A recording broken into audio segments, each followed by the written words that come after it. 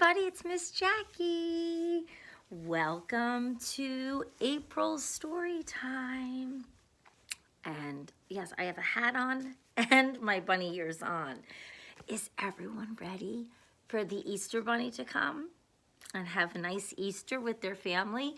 Make sure you go to bed so that the bunny can hop on over to your house. I'm going to read The Littlest Bunny in New Jersey, an Easter adventure.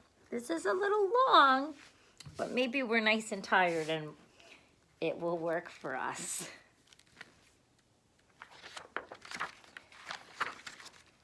Written by Lily Jacobs and illustrated by Robert Dunn. Not long ago, in a land you might know, lived a girl named May and a boy named Joe. They had moved to New Jersey and longed to explore, make new friends, have adventures, and many things more. On the day before Easter, they rode into town. They went to the pet store and looked all around. There in the front was a pen full of bunnies. The small ones were cute and the big ones were funny. They played with the bunnies and thought for a bit, and then they agreed on the most perfect fit.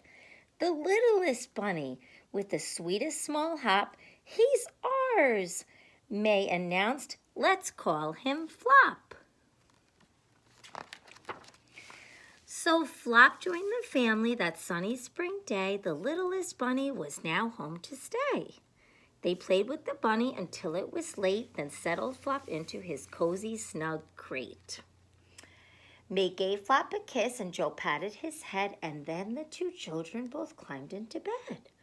A soft evening breeze blew in through the window, and May and Joe smiled as they slept on their pillows. But Flop had no time now to close his own eyes. He was preparing an Easter surprise. He was quite little, that much was true, but tonight our dear Flop had a big job to do, for he had a secret he hadn't let show.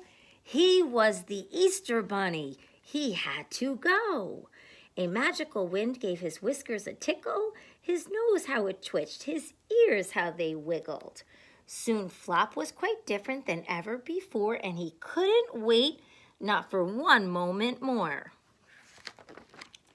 He raced through the house and out into the night to where he had hidden his eggs out of sight. His marvelous burrow held Easter eggs plenty, to be quite exact, 9,020,000. He packed up the eggs, he looked at the map, he fastened his goggles and his red flying cap. Then Flop hopped right into his hot air balloon, and soon he was soaring as high as the moon. As he watched his first stop grow nearer and nearer, his Garden State mission became even clearer.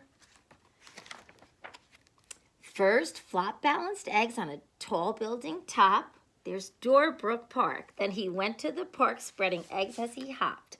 And then he dashed off for an Easter home run, then quietly hid chocolate eggs one by one. With big bounces and giant jumps there, Flop hid New Jersey's eggs everywhere. He flew to the east, to the southwest and north. He crisscrossed the state. He raced back and forth. Hoboken, Newark, and Ridgewood got treats. Then Westfield, Jersey City, and Wayne were complete. Cherry Hill and Tom's River, the long list went on. Flop was delivering his eggs until dawn. Finally, Flop found his very last stop. He came to your house with a bounce and a hop, and there he delivered his Easter surprises. So many eggs of all shapes and sizes. And when he was done, he stopped for a rest. Yes, surely this Easter was one of his best.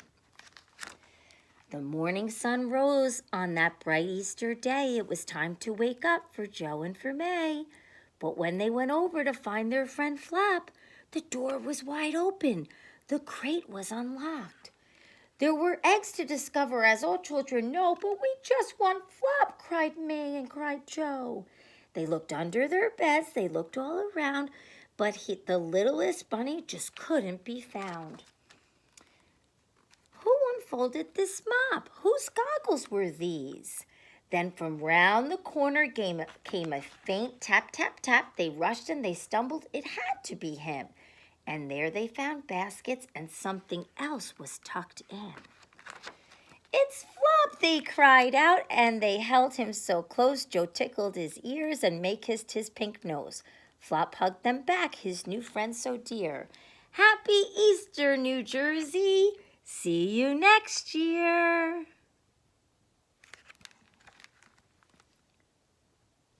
Happy Easter, everybody! Can't wait to see you soon and read another book. Bye, everybody. Mwah!